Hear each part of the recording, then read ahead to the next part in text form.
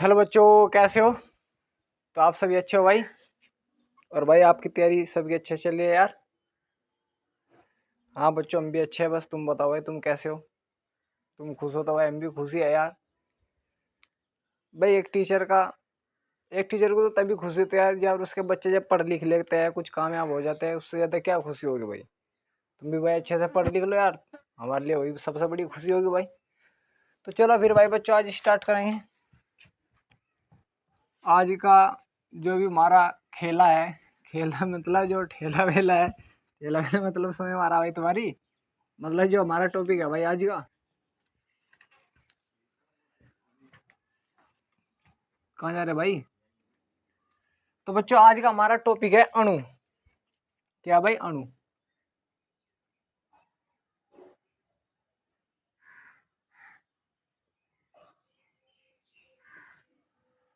Molecule. तो आज का टॉपिक क्या भाई बच्चों? हमारा अणु। मतलब अणु क्या होता है? देखो, यह पदार्थ की वह सूक्ष्म कण है। समझने की कोशिश करो। देखो भाई, भाई जो अणु है यह पदार्थ का वह सूक्ष्म कण है जो स्वतंत्र अवस्था में रहता है। यह स्वतंत्र अवस्था में रहता है मतलब जो ये अणु है, जैसे अब ये है, ये किसी के साथ क्रिया वरिया कुछ नहीं करने का। अब जैसा पड़ा ऐसा ही पड़ा रहेगा सोरा। मतलब जैसा पड़ा भाई ऐसा ही पड़ा रहेगा। कुछ हम डाल ले वो अलग बात है, रिएक्शन विएक्शन कर रहे वो अलग बात है, ठीक है। लेकिन स्वतंत्र अवस्था में पड़ा रहता है। स्वतंत्र का मतलब है दुनियादारी से अलग। बाहर में जाओ दुनियादारी, हम तो अपनी मौज मस्ती है भाई। भाई मैं तो प्रत्येक बंदे को और बंदी को यही कहना चाहता हूँ, एक अणु की तरह रहिए। जब तक आप एक अणु की तरह, एक मॉलिक्यूल की तरह है, तो आप स्वतंत्र हो। लेकिन अगर आप एक परमाणु की तरह हुए तो आप किसी न किसी के साथ रिएक्शन कर जाओगे, भिड़ जाओगे। और होता है भाई, जब तक प्रत्येक भाई मतलब शादी से पहले प्रत्येक लड़का और एक लड़की एक क्या होता है भाई, परमाणु की तरह होते हैं।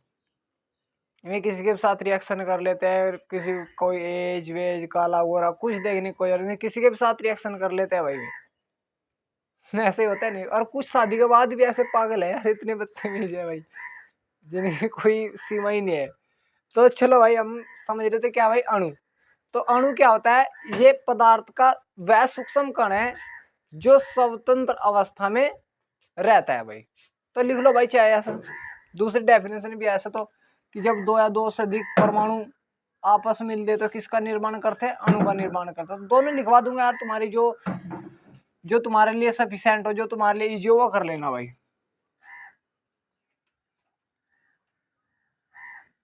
किसी पदार्थ का वह सूक्ष्म कण जो स्वतंत्र अवस्था में रहता है। तो क्या कहलाएगा भाई? वो क्या कहलाएगा बच्चों? अणु कहलाएगा यार। तो अणु कहलाता है।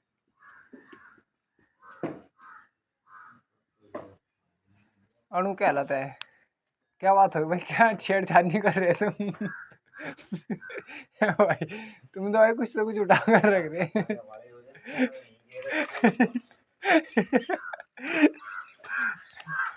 चलो भाई, या करके लिख लो या। अगर इसकी दूसरी डेफिनेशन लिखनी है भाई, तो भाई जब दो या दो से अधिक परमाणु आपस में मिलते हैं तो किसका निर्माण करते हैं भाई? अणु का निर्माण करते हैं। जब दो या दो से अधिक परमाणु आपस में मिलते हैं तो अणु का निर्माण करते हैं। किसका निर्माण करते हैं बच्चों? अणु का। देखो बच्चों, अणु क्या होता है जब दो या दो से अधिक परमाणु आपस में क्रिया करेंगे, आपस में जुड़ेंगे, तो किसका निर्माण करे भाई? अणु का। देखो जैसे हाइड्रोजन ने हाइड्रोजन के साथ मिला तो क्या बना? H2। ये एक प्रकार का बच्चों अणु ही है, लेकिन ये कौन सा है?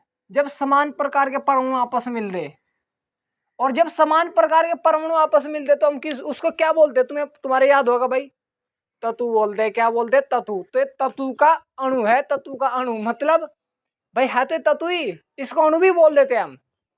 समझ में नहीं आ रहा यार तुम्हारे? भाई समान प्रकार के जब परमाणु आपस में मिले तो तत्व बोल देते उसको।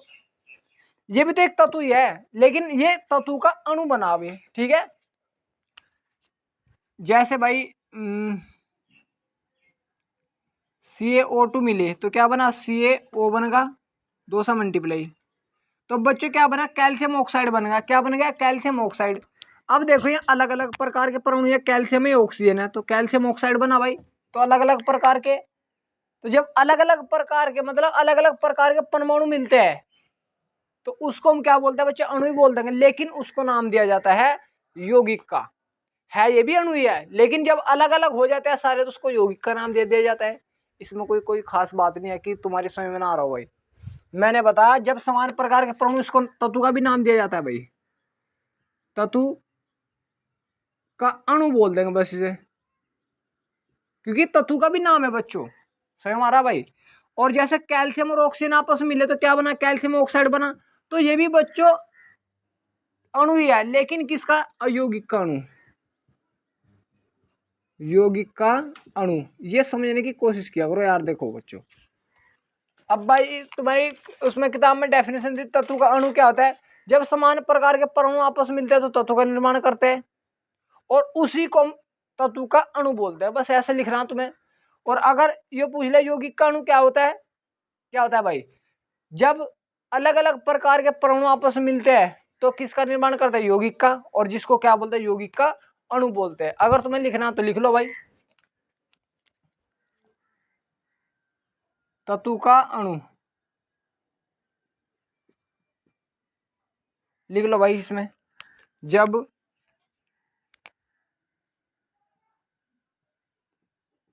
समान प्रकार के परमाणु आपस में मिलते हैं तो तत्व का निर्माण करते हैं। तत्व का निर्माण करते हैं जिसको तत्व का अणु कहते हैं। तत्व का अणु कहते हैं, उसी को क्या बोलते हैं बच्चों? हम तत्व का अणु बोल देंगे। जैसे बताया मैंने H मिला, H की जगह पर क्या ले रहा भाई मैं? Cl ले लिया प्लस Cl, क्या बना? Cl2 बन गया। तो ये क्या बच्चों? तत्व है, लेकिन इसी को हम क्या का नाम दे देंगे? अणु का नाम दे देंगे। ठीक है भाई, नजर आ रहा भाई तुम्हें? अगली हेडिंग है बच्चों यौगिक का अणु। तो यौगिक का अणु कैसा होगा भाई? जब अलग अलग प्रकार के परमाणु आपस में मिलते हैं तो किसका निर्माण करते हैं? यौगिक का। और उसको ही हम क्या बोलते हैं बच्चों? यौगिक का अणु बोलते हैं। लिख लो भाई, जब अलग अलग प्रकार के परमाणु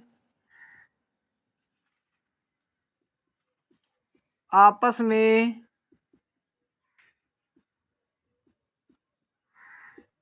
क्रिया करते हैं तो यौगिक का निर्माण करते हैं, जिसे यौगिक का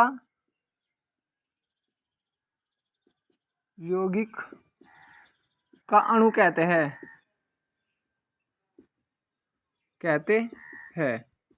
जैसे भाई HCl H2 प्लस Cl2 मिला तो क्या बनेगा बच्चों? 2HCl बन गया। तो ये एक प्रकार का बच्चों यौगिक है, लेकिन किसका? यौगिक का अणु है, बस इसको नाम दे दिया गया भाई, और कुछ नहीं है भाई इसमें अलग से। अगर कोई तुम्हारे से तत्व पूछ रहा तो तत्व की डेफिनेशन, जब समान प्रकार के परमाणु आपस में मिलते हैं तो तत्व का निर्माण करते हैं, बस यहाँ तक छोड़ दो। अणु पूछ लिया उसको तत्व का अणु बोलते हैं। यौगिक की डेफिनेशन कि जब अलग अलग प्रकार के परमाणु आपस में मिलते हैं तो किसका निर्माण करते हैं बच्चों? यौगिक का, बिल्कुल सही है। और उसको हम क्या बोल देते हैं भाई? यौगिक का अणु बोल देते हैं। उतारो इसको भाई। कुछ तो मुझ में कमी थी, कुछ थी तेरी खामियां, जिंदा होके मरे हैं तेरी मेहरबानी, तेरी मेहरबानी।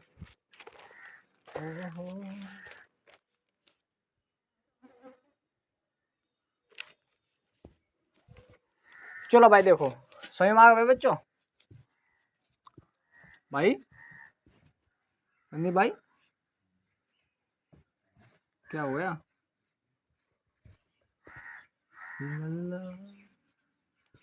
क्या हुआ है? बहुत परेशान से नजर आ रहे।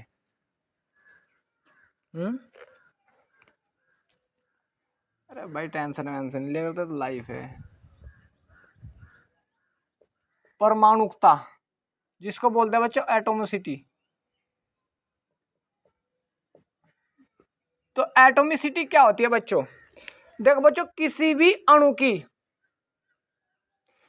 भी अणु की संरचना में जितने परमाणु भाग लेते हैं उन परमाणुओं की संख्या को ही हम किसकी क्या बोलते हैं बच्चों? एटोमिसिटी बोलते हैं।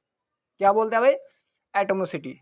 मैंने बोला भाई तुम क्लास 11th में आए, तुमने साइंस ले ली या 9th में, चलो तुम 9th में आए, क्लास साइंस ले लिया आपने, तो आपके पास कितने सब्जेक्ट आए?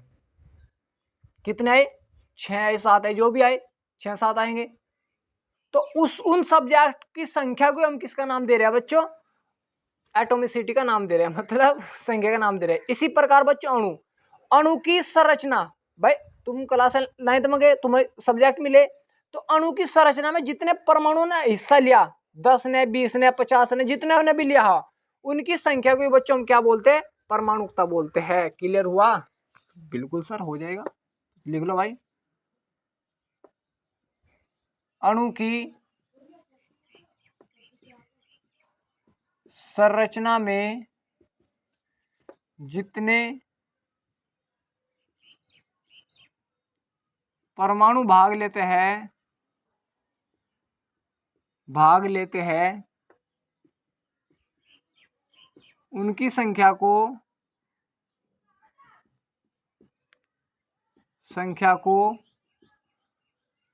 परमाणुकता कहते हैं। क्या कहते हैं बच्चों? परमाणुकता कहते हैं। जैसे CaCO3, H2,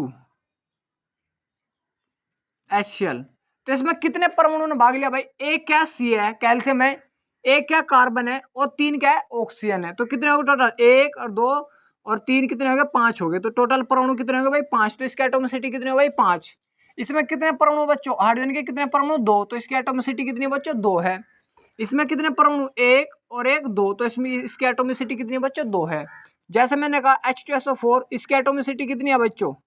भाई 2 तो हाइड्रोजन है, 1 सल्फर है, 3 और 4 ऑक्सीजन है, तो कितनी इसकी एटोमिसिटी? 7 है भाई। मैंने कहा भाई KMnO4 है भाई, तो K कितना? 1 Mn है, Mn पूरा है, और 4 ऑक्सीजन, तो कितना होगा? तो एटोमिसिटी 6 होगी।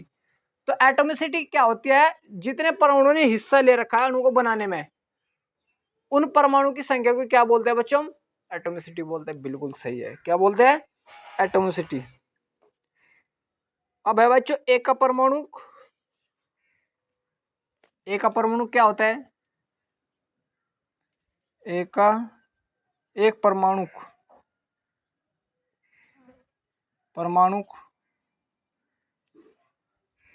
अणु। तो एक परमाणुक अणु क्या होगा भाई? जिसमें केवल एक ही परमाणु होगा। एक का परमाणु का मतलब समझ में नहीं आ रहा यार। जिसमें एक ही परमाणु होगा उसको हम क्या बोल देंगे? एक का परमाणु। जैसे इसका एग्जांपल हीलियम, जितने भी तुम्हारी इनर्ट गैस है, एक्री गैस है, नियोन, आर्गन,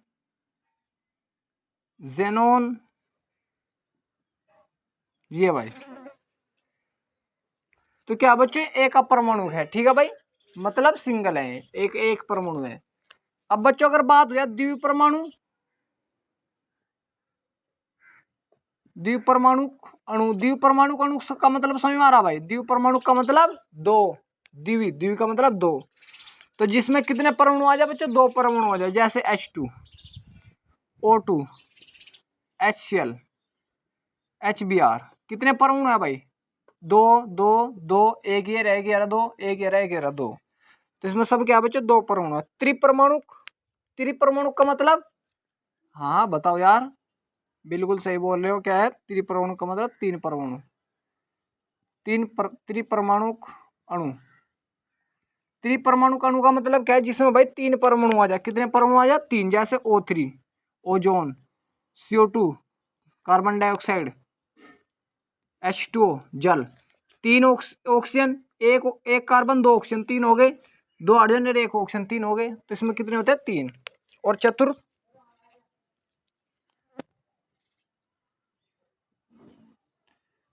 चतुर्परमाणु अणु,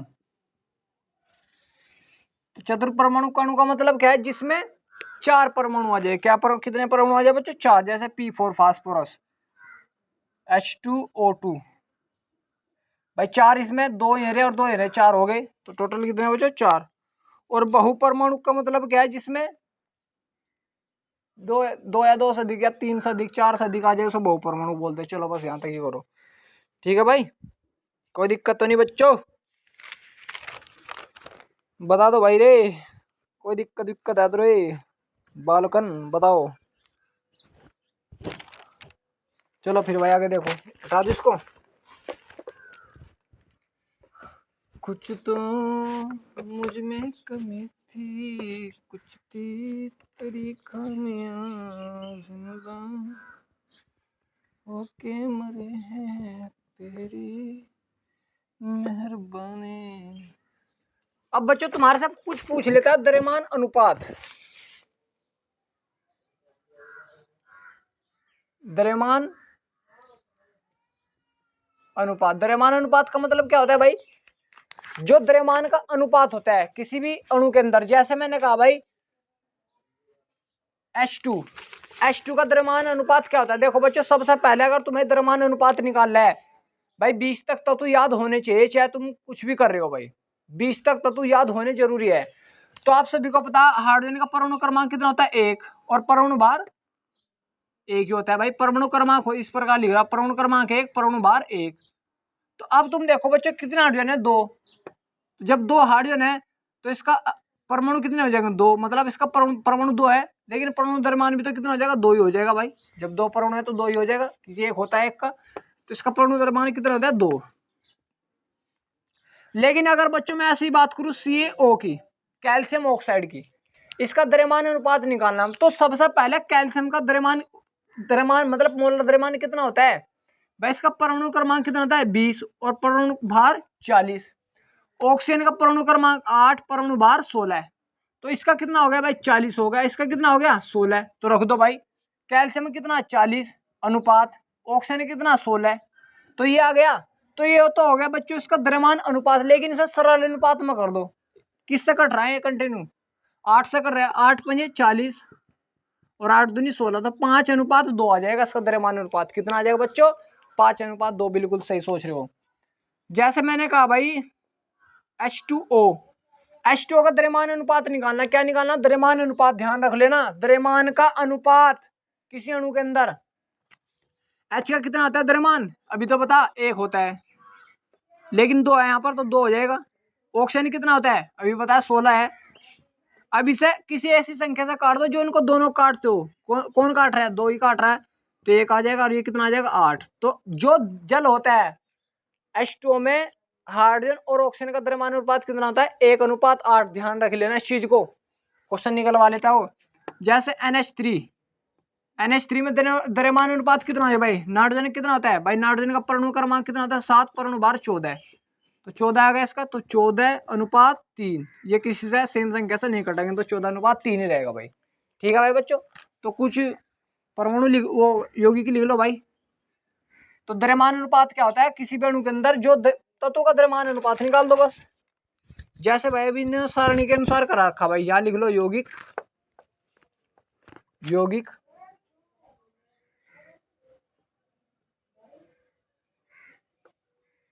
इसमें लिख लो भाई संयुक्त तत्व,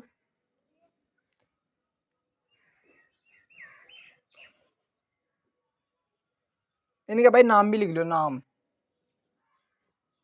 और भाई संयुक्त तत्व लिख लो भाई, तत्व लिख लो। और यहाँ पर लिख लो भाई द्रव्यमान अनुपात, द्रव्यमान अनुपात। जैसे भाई सबसे पहले यौगिक हमारा CO2, इसका नाम क्या होगा अभी बताऊंगा भाई मैं। H2S, इसका नाम क्या होगा भाई अभी बताऊंगा मैं। NH3, इसका नाम क्या होगा भाई अभी बताऊंगा मैं। H2SO4, इसका नाम क्या होगा भाई वो भी अभी बताऊंगा मैं। C6H12O6, इसका भी नाम अभी बताऊंगा मैं। C12H22O11, इसका भी नाम अभी बताऊंगा मैं। अभी बताऊंगा मैं, अभी बताऊंगा मैं। बेवकूफ बना रहे यार तुम बच्चों का। NaCO3, इसका भी नाम अभी बताऊंगा भाई मैं। NaCl, इसका भी नाम अभी बताऊंगा भाई मैं। CaCO3, इसका भी नाम अभी बताऊंगा भाई मैं। NaOH, इसका भी नाम अभी बताऊंगा मैं। यहाँ पर थोड़ा सा और इसको ज्वाइंट सा करके लिख दो भाई मैं। H2S और NaOH होगा, KOH ले लो यहाँ पर। और यहाँ पर ले लो भाई C2H5O6, ये ले लो। और अगला भाई तुम्हारे पास CH3OH, ये ले लो। और एक और ले लो भाई C2H2। तो ये भाई तत्व है, इन तत्वों के नाम क्या होंगे और इनमें द्रव्यमान अनुपात कितना है और तत्व कौन कौन से है। सबसे पहले देखो बच्चों, बताओ कोई डाउट है तो? कुछ डाउट नहीं है यार, तुम मजे ले रहे हो बस ऐसे ही।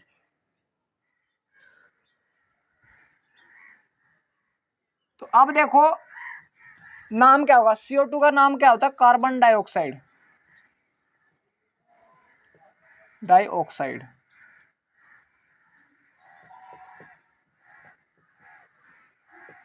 H2S का नाम होता है hydrogen sulphide, hydrogen sulphide.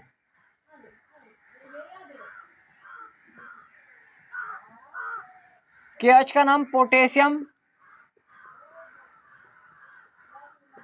Hydroxide.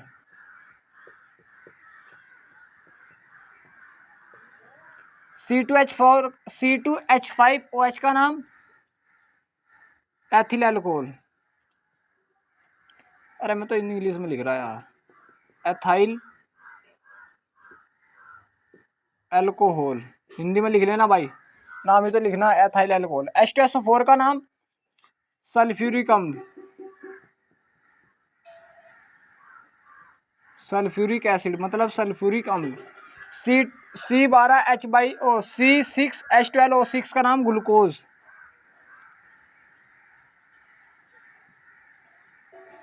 Glucose मतलब ग्लूकोज जो तुम पीते हो, ग्लूकोज। C12H22 वगैरह का नाम सुक्रोज,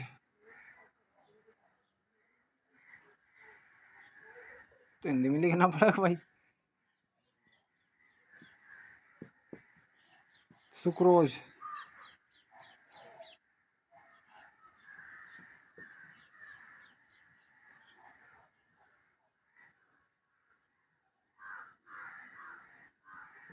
सुक्रोज लिख लेना भाई अपने आप हिसाब से।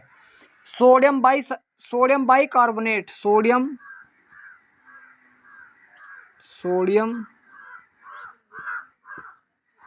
बाई कार्बोनेट, इसका नाम हो जाएगा Bachchan sodium chloride, sodium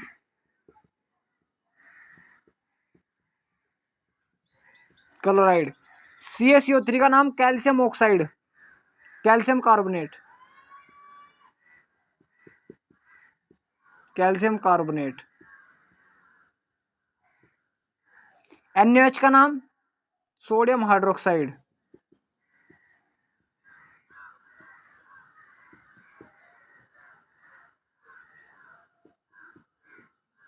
sodium hydroxide. CH3OH का नाम मैथाइल अल्कोहल,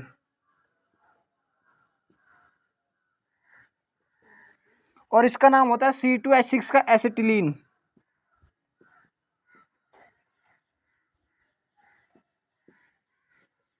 एसिटिलीन। तो देखो बच्चों इसमें कौन कौन से तत्व, तत्व का मतलब कौन कौन से तत्व, कार्बन है और ऑक्सीजन है, इसमें हाइड्रोजन है और सल्फर है भाई। KH में पोटेशियम है, ऑक्सीजन भी है और हाइड्रोजन भी है, 3 तत्व है भाई। इसमें बच्चों कार्बन कितने, एक है भाई। तत्व तो बताने संख्या अलग बात है। तत्व कार्बन है, हाइड्रोजन है, ऑक्सीजन है, ये भी तो हाइड्रोजन ही तत्व। इसमें हाइड्रोजन है, सल्फर है, ऑक्सीजन है। इस वाले में कार्बन है, हाइड्रोजन है, ऑक्सीजन है। इस वाले में कार्बन है, हाइड्रोजन है और ऑक्सीजन है। इस वाले में सोडियम है, हाइड्रोजन है, कार्बन है और बच्चों ऑक्सीजन भी है। इसमें सोडियम है, Cl है मतलब क्लोरीन है। इसमें कैल्शियम है, कार्बन भी है और ऑक्सीजन भी है। इसमें सोडियम है, ऑक्सीजन है और हाइड्रोजन है, हाइड्रोजन भी तो है भाई। इसमें बच्चों कार्बन है, हाइड्रोजन है और ऑक्सीजन है। इसमें कार्बन है और हाइड्रोजन है बच्चों। ये तत्व हो गया भाई। देखना भाई दिख रहा है नहीं।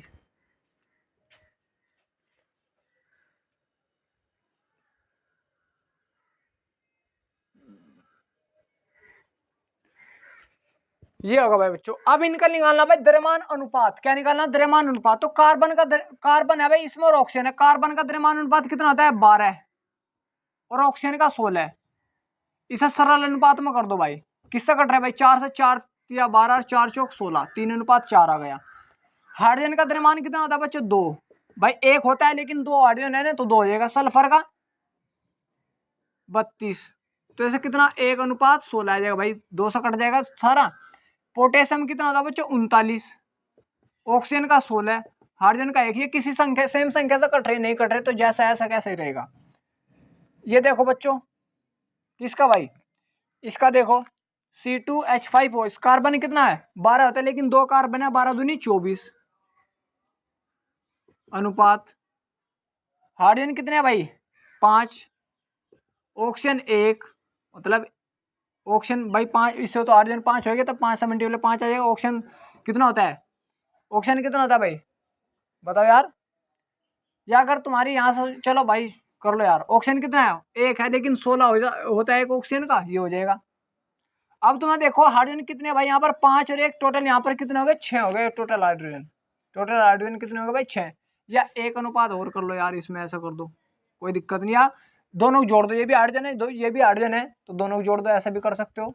या अलग कर दो, तुम्हारी मर्जी, जैसे तुम्हें अच्छा लगे भाई, ठीक है। लेकिन दोनों को जोड़ दो और भी अच्छा रहेगा। तो कितना हो जाएगा, टोटल हाइड्रोजन 6 है भाई इसमें।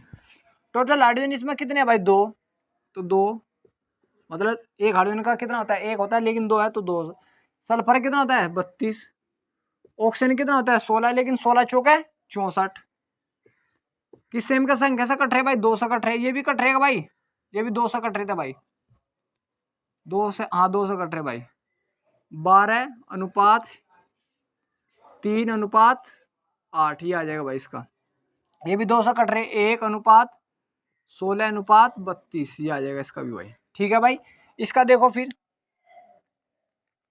इसका देखो भाई कार्बन कितने टोटल, 6 है, तो 12 होता है कार्बन का, तो 12×6 = 72 है। 12×6 = 72। हाइड्रोजन कितने, 12 है, तो 12 ही होता है इसका।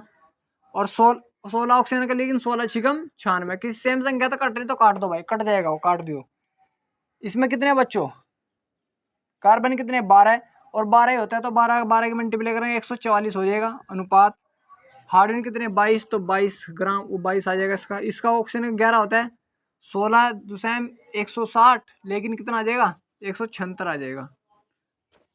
नाइट्रोजन कितना होता है बच्चों, ओ सोडियम का 23 होता है, हाइड्रोजन का 1 होता है, ऑक्सीजन का और कार्बन का 12 होता है और ऑक्सीजन का 16 होता है, लेकिन 3 है, 16 तिया 48। इसी प्रकार सोडियम का कितना होता है बच्चों 23, क्लोरीन का 35.5। किसी हम से सेम संख्या से होते तो काट दिया करो। 20 कैल्शियम का 20 होता है, कार्बन का 12, ऑक्सीजन का 16, 16 तिया 48, तो ये आ जाएगा। इस प्रकार कर लो यार, बस और करना क्या है इसमें, कुछ भी नहीं है। ठीक है, तो इस प्रकार क्या निकाल सकते हो आप, द्रव्यमान अनुपात निकाल सकते हो भाई। उतारो इसको भाई।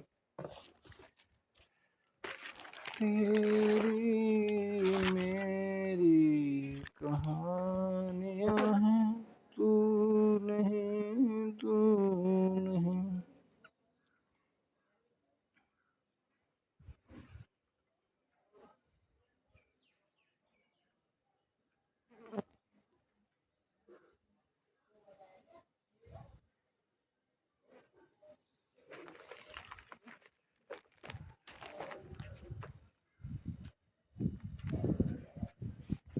ठीक है बच्चों, तो इस प्रकार हम कर लेते हैं भाई इसको।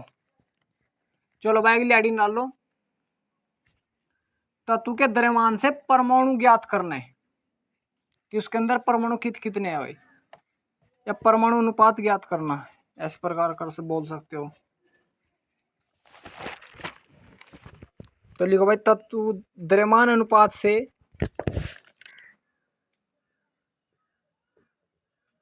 द्रव्यमान अनुपात से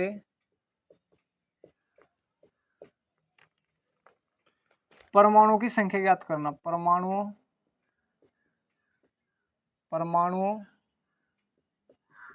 की संख्या ज्ञात करना। कहाँ रहेगा भाई? है भाई, परमाणु संख्या ज्ञात करना। देखो बच्चों, जैसे तुम्हारे पास NH3 होता है, NH3, इसका आपने अभी निकाला द्रव्यमान अनुपात। कार्बन का, वो नाइट्रोजन का द्रव्यमान कितना होता है 14 होता है, हाइड्रोजन कितना होता है 1, लेकिन 3 है तो 3 आ जाएगा। ठीक है भाई, होता है नहीं होता है? तो आप देखो, मैं सिंपल बता रहा, तत्व के द्रव्यमान अनुपात से परमाणु संख्या ज्ञात करो या ना करो, मैं तो सिंपल बता रहा। परमाणु कितने में, हाइड्रोजन नाइट्रोजन कितने इसमें 1, हाइड्रोजन कितने 3, तो 1:3 आ जाएगा परमाणु की संख्या। टोटल देखना भाई, भाई ये किसकी संख्या, परमाणुओं की, परमाणुओं का अनुपात। नाइट्रोजन कितने, अगर तुम्हारे से कोई नाइट्रोजन पूछने लगा 1, हाइड्रोजन कितने, टोटल हाइड्रोजन 3 है। इसमें क्या करना भाई, हमें कुछ भी नहीं करना, हमें ना द्रव्यमान अनुपात ज्ञात करने की जरूरत, ना किसी को ज्यादा टेंशन नहीं लेने की जरूरत है। अगर करना है भाई तो कर लो। नाइट्रोजन का द्रव्यमान कितना होता है 14, उसके द्रव्यमान अनुपात से भाग दे दो तो कितना आ जाएगा 1 आ गया। हाइड्रोजन कितना होता है, हाइड्रोजन कितना होता है भाई 1 होता है, लेकिन हाइड्रोजन के कितने परमाणु है भाई, हाइड्रोजन के, लेकिन टोटल कितना हो जाएगा 3 हो जाएगा। तो 3 को भाग दो 100, तो 3 ही आ जाएगा। देखो तो परमाणु कितने आ गए 1, परमाणु कितने आ गए 3, यही तो बता मैंने, सिंपल भी। इसी प्रकार जैसे CaO है, इसमें परमाणु का, या CO3 ले लो। कैल्शियम का द्रव्यमान आपको पता है कितना होता है 40, कार्बन का 12, ऑक्सीजन का 16। अब देखो भाई, एक कैल्शियम है, तो एक कैल्शियम का द्रव्यमान कितना होता है 40, और उसके मोलर द्रव्यमान से भाग दे दो कितना आ जाएगा 1 आ जाए। तो कैल्शियम का परमाणु कितने में आ गए भाई 1। कार्बन कितना होता है 12 होता है, उसके द्रव्यमान से अनुपात से भाग दे दो कितना आ गया भी 1 आ गया। ऑक्सीजन कितना होता है बच्चों, ऑक्सीजन का होता है भाई 16 है, तो 16 थी 48, तो 48 को भाग दे उसके एक द्रव्यमान अनुपात से कितना आ गया 3 आ गया। तो ये कितने आ गए परमाणु, एक परमाणु ये रहा, दो, एक परमाणु ये रहा, दो, 3 ये रहे, तो टोटल कितने आ रहे 5। लेकिन अगर एक एक देखा है, कैल्शियम का 1, कार्बन का 1, ऑक्सीजन के 3। और सिंपल निकालना, यहीं कहीं देख लो ना, कार्बन कैल्शियम कितने 1 अनुपात, कार्बन कितने 1 अनुपात, ऑक्सीजन कितने टोटल 3, कुछ भी नहीं करने की जरूरत है। या सिंपल कैल्शियम 1, कार्बन 1, ऑक्सीजन 3। तो इस प्रकार भी आप कर सकते हो, ये सिंपल मेथड और कुछ नहीं, मैं तो ये समझा रहा भाई। इसी प्रकार कर लो H2, जैसे हाइड्रोजन कितने 2, ऑक्सीजन कितने 1, सिंपल है बस। ठीक है, चलो फिर भाई अगली आइडिया ना लो भाई, आयन। आयन क्या होता है?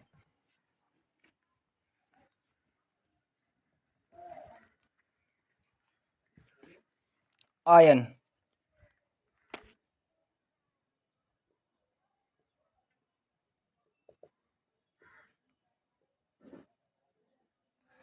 आयन क्या होता है भाई? आयन का कोई मुझे बता सकता है आयन क्या होता है?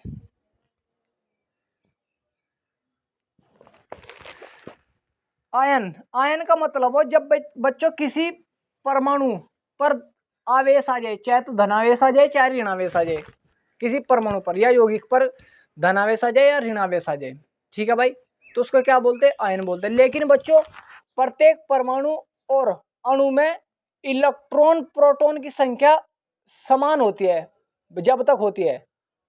जब तक समान होगी तो परमाणु या अणु क्या कहलाएगा? विद्युत का उदासीन कहलाएगा। मतलब वो उदासीन होगा, उस पर कोई भी आवेश नहीं होगा।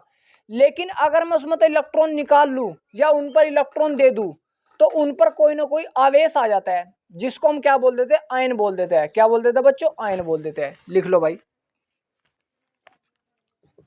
प्रत्येक परमाणु या अणु के अंदर इलेक्ट्रॉन व प्रोटॉन की संख्या समान होती है जिससे वह अणु वह परमाणु या अणु उदासीन होता है।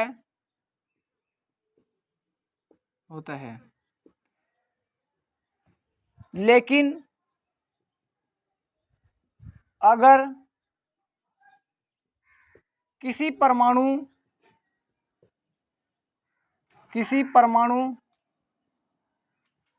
या अणु से इलेक्ट्रॉन का आदान प्रदान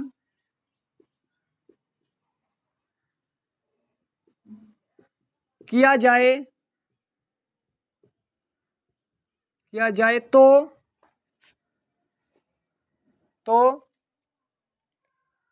उस अणु या परमाणु पर उस परमाणु या अणु पर आवेश आ जाता है जिसे आयन कहते हैं।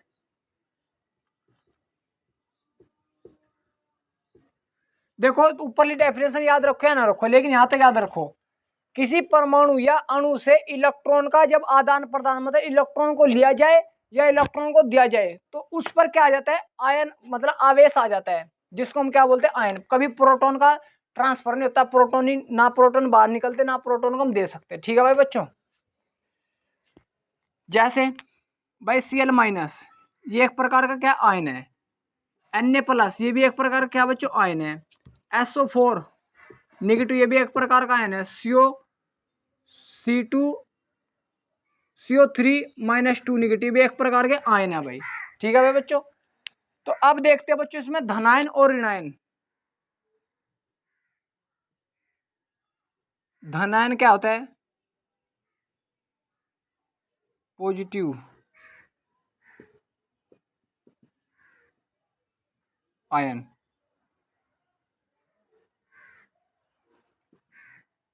तो पॉजिटिव आयन का मतलब क्या? धनायन, जिस पर पॉजिटिव चार्ज आ जाए। लेकिन पॉजिटिव चार्ज कब आएगा? तुम्हें पता है कब आएगा भाई? मैंने कहा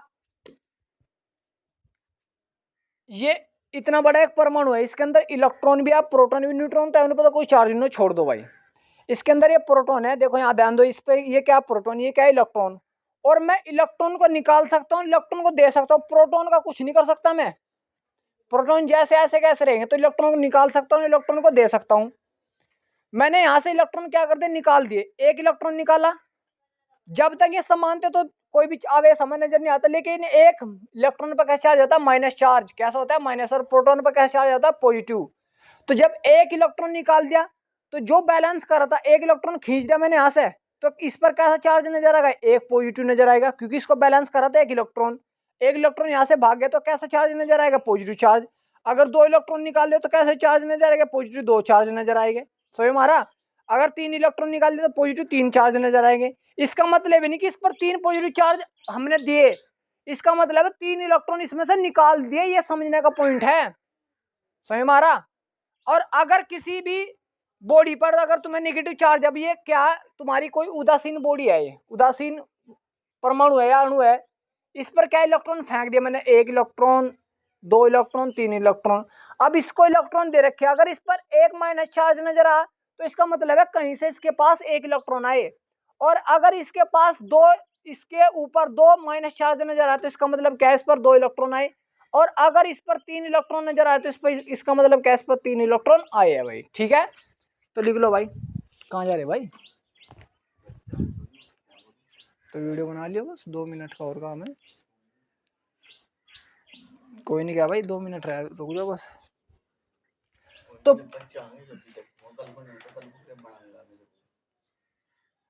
अरे भाई अभी बना लो ना, अभी क्या हो रहा है। तो धनायन क्या होता है, पॉजिटिव आयन क्या होता है, जब कोई परमाणु या अणु अपने अंदर से इलेक्ट्रॉन निकाल देता है, या तो तू ले लो भाई, ठीक है, अपने अंदर से इलेक्ट्रॉन निकाल देते तो उसको हम क्या बोलते हैं, धनायन बोलते हैं, पॉजिटिव बोलते हैं भाई। लिख लो भाई, क्या भाई, जब कोई परमाणु या अणु या तत्व अपने अंदर से अपने इलेक्ट्रॉन, लिख दो भाई, अपने इलेक्ट्रॉन त्याग देता है तो उस पर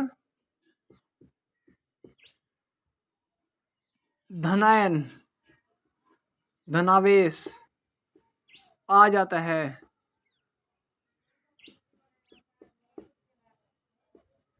जिसे धनायन कहते हैं।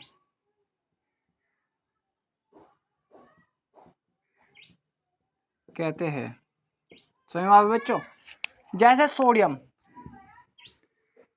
Na, इसने क्या करा, 1 इलेक्ट्रॉन अपना त्याग दिया, तो इसका मतलब क्या है, पॉजिटिव चार्ज है। इसका मतलब क्या है, इसने 1 इलेक्ट्रॉन त्याग दिया। Ca+2, इसका मतलब क्या है, इसने 2 इलेक्ट्रॉन त्याग दिए।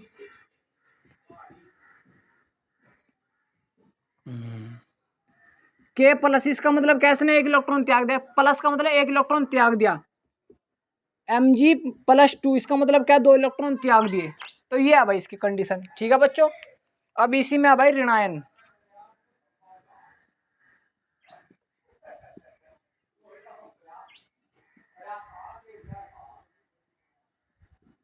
नेगेटिव आयन, तो नेगेटिव आयन कैसे होता है भाई, जब किसी परमाणु या अणु या तत्व पर क्या आ जाता है, इलेक्ट्रॉन आ जाते हैं, उसको हम क्या बोलते हैं कि वह परमाणु कैसा हो गया या अणु या तत्व कैसा हो गया, बताओ, नेगेटिव मतलब ऋणावेशित हो गया। लिख लो भाई, जब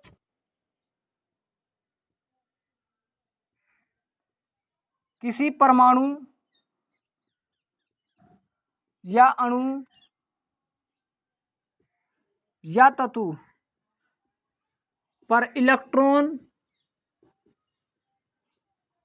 आ जाते हैं या परमाणु ग्रहण करता है, ऐसा भी लिख सकते हो, परमाणु या तत्व या अणु इलेक्ट्रॉन को ग्रहण करता है, तो उस पर क्या क्या आ जाता है भाई, तो उन पर ऋणावेश आ जाता है, जिसे क्या बोलते हैं भाई बच्चे, ऋणायन कहते हैं। ये था भाई, बताओ कितना सिंपल है। जैसे Cl ने 1 इलेक्ट्रॉन ग्रहण करा भाई, तो क्या आगा, Cl पे नेगेटिव चार्ज आ गया। जैसे बच्चों मैं भी बता रहा, नाइट्रोजन के ऊपर -3 आते हैं, तो इसका मतलब क्या है, -3, तो इसका मतलब क्या, 3 इलेक्ट्रॉन लिए। ऑक्सीजन पर -2, इसका मतलब क्या, ऑक्सीजन ने 2 इलेक्ट्रॉन लिए। तो इसलिए बच्चों ऋणायन और धनायन बनते हैं। समझ में आ गया बच्चों। तो बच्चों आप सभी के यहाँ तक अच्छे समझ में आ गया होगा भाई। तो बच्चों ऐसी तैयारी करते रहे और लगातार लगे रहे भाई। और थैंक यू सो मच भाई बच्चों, आप मेरे साथ जुड़े रहे। थैंक यू सो मच भाई बच्चों, और वेरी वेरी थैंक यू भाई, आप इतना सपोर्ट करते हो।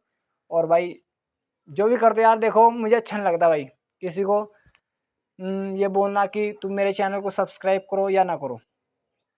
क्योंकि बच्चों देखो, अगर किसी को वीडियो अच्छी लगेगी भाई तो वो अपने आप सब्सक्राइब कर देगा, वो उसका बड़प्पन है बेचारे का भाई। कोई अगर सपोर्ट कर रहा है तो उसी का बड़प्पन है, वो हमारी मेहनत नहीं है भाई बिल्कुल भी। वो उसका बड़प्पन है बेचारा, वो हमारी मेहनत को देखकर हमें हमारे चैनल को सब्सक्राइब कर रहा है, हमारी वीडियो को शेयर कर रहा है। इसमें हमें कोई बोलने की जरूरत नहीं कि तुम मेरे चैनल को सब्सक्राइब करो, या मतलब मैं तुम्हें फोर्स कराऊं कि भाई तुम मेरे चैनल को सब्सक्राइब करो ही करो। ऐसी कोई करेक्ट मतलब ऐसी कोई बात नहीं है भाई कि मैं तुम्हें बोलूंगा कि तुम मेरे चैनल को सब्सक्राइब, ऐसी कोई बात नहीं भाई। देखो बच्चों, अगर आपको अच्छा लग रहा है तो चैनल को सब्सक्राइब करो, या नहीं लग रहा भाई ना करो। इसमें क्या जोर जबरदस्ती है भाई, सबकी अपनी मर्जी होती है भाई। लेकिन भाई हमारी मेहनत भी तुम्हारी मेहनत से नजर आती है भाई, एक टीचर की मेहनत भी बच्चों की मेहनत से नजर आती है भाई। तो भाई बच्चों देखो, मैं आपको बार बार क्या भाई, कभी बोलने का भी नहीं, मेरे मुंह सुनना भी नहीं भाई बच्चों, कि आप मेरे चैनल को सब्सक्राइब करो या ना करो भाई। किसी को अच्छा लग रहा है भाई कर दो, नहीं लग रहा ना करो भाई। इसमें किसी पर जोर जबरदस्ती नहीं है भाई। सबको, अगर किसी को हमारी मेहनत नजर आ रही है तो भाई कर दो, नहीं नजर आ तो ना करो भाई। इसमें क्या हुआ है यार, सब बस खुश रहो भाई, मेरे तो यही कहना है भाई। ठीक है भाई बच्चों, तो बच्चों इसी प्रकार लगे रहे और तैयारी करते रहे।